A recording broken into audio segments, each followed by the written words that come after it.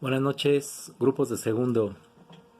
Mucho gusto en saludarlos y comentar algunas cuestiones sobre lo que se tocó en Aprende en Casa esta semana. Se abordó la idea de la última parte del periodo antes de la conquista, llamado culturas del posclásico, que arrancan del 900 a 1521. Bueno, y ahí pues destacan principalmente la cultura tolteca y la cultura azteca que recibe a los españoles. Lo que no me gustó es que en una de las sesiones la maestra sí le da la razón a la idea de que pues estas culturas son idólatras, ¿no? Parece ser que el acto de leer está en crisis en el momento de enseñar historia, porque la idolatría es un concepto que el español, el conquistador o el europeo, más bien el medieval que vino aquí, no el español, porque aquí España todavía no existía como nación, de los reinos medievales. Son idólatras todos aquellos que no son y no mantienen una religión católica. Entonces el idólatra es aquel hereje, aquel que no tiene los rituales ni los misterios, ni cree en los misterios de una religión oficial. Bueno, pero en fin, quiero comentar antes de esto que hoy se le está quitando el presupuesto a los artistas, se está quitando el presupuesto a la literatura, al apoyo y al deporte. En 1988 se creó el CONACULTA por el presidente Carlos Salinas de Gortari. Por supuesto que compró a los intelectuales y políticamente pues le aplaudían todo, pero sin embargo otorgó recursos, no se los quitó. Y el CONACULTA creó este texto, ¿sí?, de Manuel Paino y Vicente Rivapalacio, que en la séptima década del siglo XIX, por 1870, empieza a ser leído este texto como parte también de un giro hacia la formación de una identidad, de una cultura histórica que nacía, que surgía una necesidad de tener una identidad. Nosotros creemos que pues solamente la bandera, ¿no?, los colores, el rojo, verde y blanco, el idioma y el himno, pues es parte de una identidad. El rojo, que representa la sangre de los héroes, ¿no? El verde, esperanza, que es un aspecto religioso, ¿no?, de la espera, esperanza. Y el blanco pues también tiene que ver con la fe. Y bueno, el rojo es la sangre de los héroes, pues venimos de un tipo de cultura donde la cultura histórica está marcada por héroes y villanos. Entonces, de ese tipo de historia nos tenemos que desembarazar, viendo la historia con héroes y con villanos, que es la que domina en la historia oficial. Todavía falta mucho para ver procesos históricos y no culpables. México padece de una historia culpígena. Siempre alguien tiene que tener la culpa. Y pues es fácil identificarlo desde el discurso presidencial, pues son los neoliberales, los malos, los conservadores. Así se la pasaban en el siglo XIX. Siempre alguien es el malo o el origen del mal que nos aqueja. Y hasta la fecha, ¿no? Como máscara cultural le echamos la culpa, yo les decía en las clases pasadas, nuestra identidad está formada por máscaras. Y el español va a ser el malo de la película. Va a ser el el que nos conquistó. Siempre hay que echarle la culpa a alguien de que nuestro origen en su momento tuvo un origen donde nos costó trabajo ser, ¿no? Yo les comentaba de un libro de Edmundo Gorman que se llama eh, México, los traumas de su historia. Y efectivamente somos una cultura con traumas históricos, donde tenemos que ser, pero no sabemos cómo ser. Igual en la época que surge en la Nueva España, que dura 300 años, entre comillas, pues teníamos que ser al modo europeo, pero no podíamos deshacernos de nuestra forma de vida, de nuestra manera prehispánica de vivir. El segundo trauma sería la independencia, que tendríamos que dejar ahora de ser como nos enseñaron los españoles, ¿sí? Con toda su mitología religiosa que llegó para quedarse, y ahora tienes que ser un ser moderno, pero no sabes cómo ser, y menos cuando estás viviendo en una época donde está en crisis todo, donde está en bancarrota el país y la nación nace como un botín. La nación mexicana nace como un botín que entre liberales y conservadores, no los que hoy comenta este discurso que siempre escuchamos, ¿no?, en las mañaneras, de que los conservadores, nada tiene que ver los conservadores que hoy se comentan con los conservadores del siglo XIX, que van creando entonces una forma binaria de ver la historia entre dos posiciones. El tercer trauma, dice Edmundo Gorman, sería la Revolución Mexicana. Ahora tenemos que ser una nación moderna, ¿sí? Pero no podemos dejar de ser como en el siglo XIX se mostró que fuimos, ¿no? Entonces, ¿por qué la monarquía sigue viva en México disfrazada de un régimen político partidista? El liberalismo en México, que se genera en el siglo XIX, es un conjunto de pruebas que la población tuvo que adecuarse de forma traumática ante el no poder dejar de ser católico 100%. Entonces, regresemos a lo que en Aprende en Casa se te promovió esta semana. Entonces, una embarrada de lo que es el posclásico, donde la Triple Alianza, formada por los de Texcoco, Tlacopan y Tenochtitlan, pues eran los que sometían a 400 pueblos o más aquí en el centro de Mesoamérica. Y luego te dan unos brochazos sobre la conquista de México y sobre la colonización o la época del virreinato. No te explican a fondo, pero sí te dan una mirada aérea que, bueno, pues yo coincido que al principio te deben de dar una mirada sobre qué pasó antes de la conquista, qué fue la conquista entre comillas y cómo se vivió en la época colonial. Son periodos muy largos.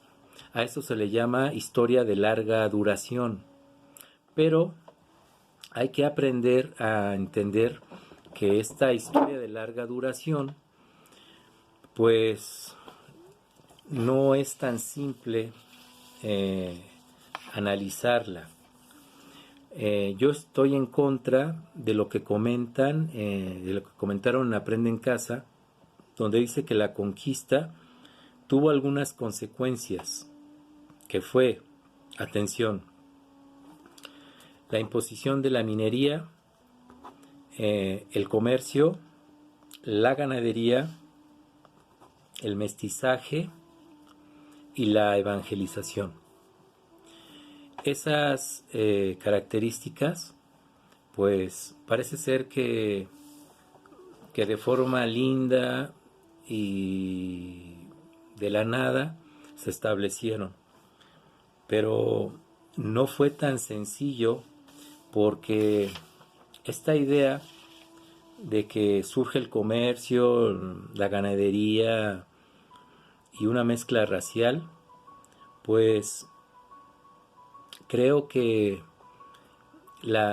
si somos como somos en la actualidad, es porque estamos más cerca de la época del virreinato que de una modernidad.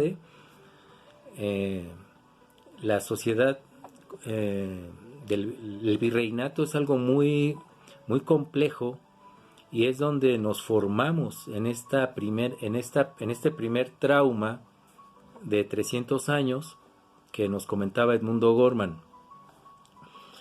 Creo que se debió haber especificado que una conquista no es lo mismo que un encuentro, que una conquista no es lo mismo que descubrir a alguien y arrebatarle o imponerle su cultura, y no es lo mismo una conquista que una invención. Y aquí hay dos posiciones. América no se descubrió, América se inventó.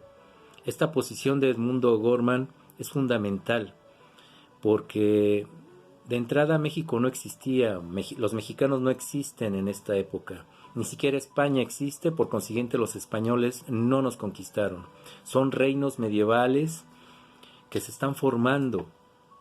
Es la época de 1492, la del descubrimiento, pues es la época del arranque de Europa económico, fundamentalmente a partir de los viajes de descubrimiento de los reinos de Portugal y España, no de España. Es el inicio de una globalización. Entonces, esto requiere pues caminos a los puertos, el uso de los viejos caminos y otros para generar el comercio. Entonces, esto es una conquista. Conquista no significa matar a alguien en una guerra y que haya muchos muertos, no. Es una conquista económica también, es una conquista cultural, social. Entonces, los caminos a los puertos es parte de esa conquista. La constitución de reales de minas, la exploración y la penetración en los territorios, la conquista militar, el poblamiento, la explotación económica, la traslación y concentración de pueblos de indios, donde muchos fueron pues arrebatados de sus territorios para trabajar en otro lado. El reparto de tierras también incluidos a los caciques indios, que también se les repartió tierras para apoyar la conquista, no solamente a los españoles.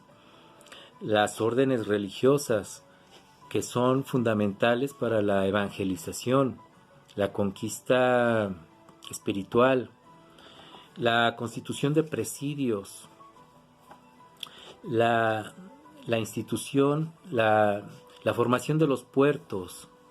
Entonces todo esto es parte de un proceso de colonización.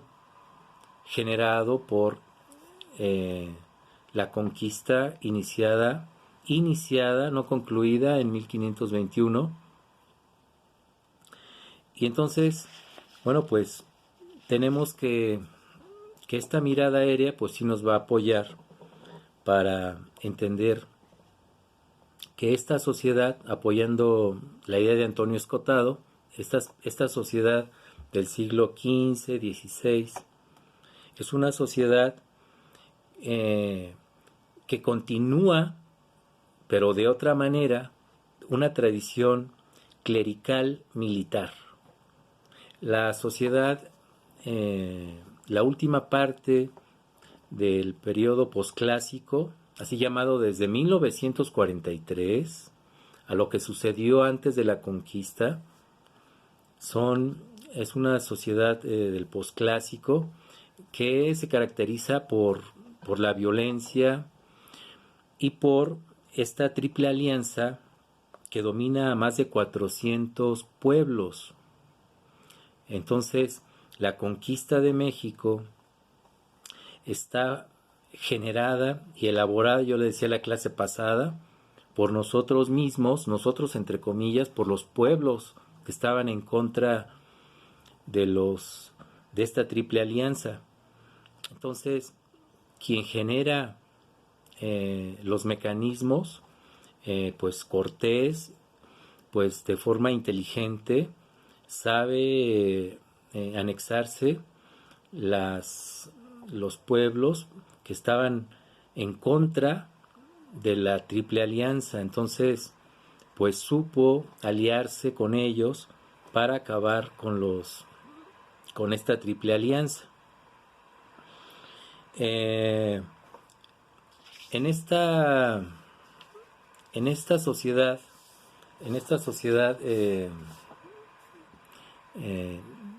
del siglo XIX, que va generando la necesidad de una identidad, pues retoman los textos de las crónicas del siglo XVI sobre la conquista. Y les comentaba que uno de esos autores,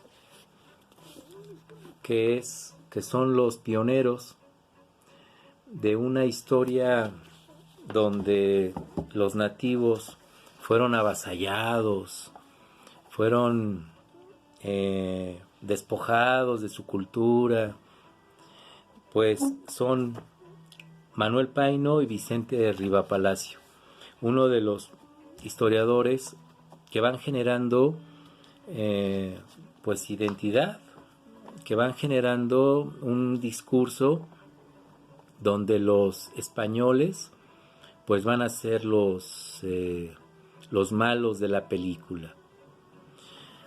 Bueno, pues yo me despido recordándote dos aspectos: que conquista y colonización son conceptos que se van a seguir desarrollando en las siguientes semanas, pero visto a partir de la cultura en la Nueva España.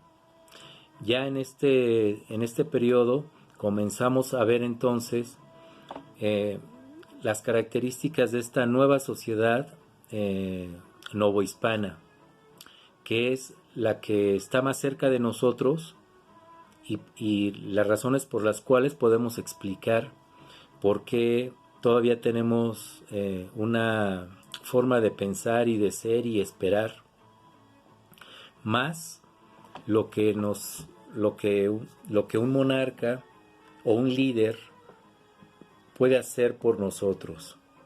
Todavía tenemos esa idea de un monarca, de un líder, de un mesías, y muchos políticos lo saben y se han apropiado de esta cultura que tenemos como imaginario los mexicanos. Pues yo me despido, te voy a dejar muchas tareas en este menú de tareas en los comentarios, y así va a seguir siendo para que tú elijas para que tú calcules qué habilidades tienes para hacer un trabajo y no los demás. O si puedes hacer 2 o 3, por supuesto que crece tu promedio y cultura histórica. Yo me despido, pásala muy bien. Grupos de segundo, nos vemos.